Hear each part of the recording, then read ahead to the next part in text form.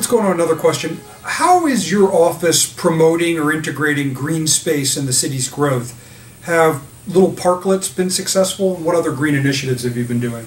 The parklets have been amazingly successful. I think in our first year there were 4. We're expecting to open 4 more this spring.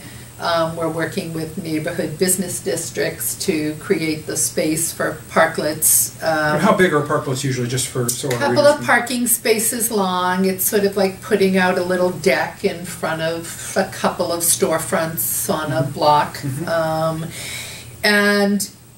So that's sort of one way to do it. I think there are a variety of other ways. Green infrastructure is something we're paying particular attention to. The Philadelphia Water Department, which is one of the agencies in my group of agencies, has a green infrastructure plan. It's worth about $2 billion. It will need to bring in both the public and private sector to be able to manage stormwater. We've spent some time with Green Cities trying to figure out how to manage that process, perhaps do some land banking for folks who can't manage stormwater on their own developments.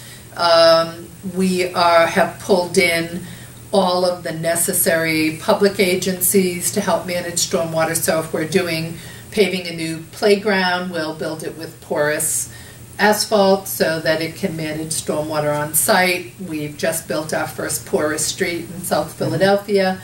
And so it will take the entire city, both public and private entities, to really get to manage that stormwater situation. So, but we are thinking green, and we are putting agencies in the same room who have been siloed pretty much and not really speaking to each other about what it means. So if I've got the streets department knows what it's going to pave in the next 2 years, how many of those streets have a low enough volume count that we could do them porous, how much of a benefit is that to the water department in terms of managing it. We've made a commitment in lieu of a consent order with the federal EPA that says we will green 2/3 of the city in the next 20 years. So that is a significant amount of green infrastructure. Yeah, that's a very big commitment.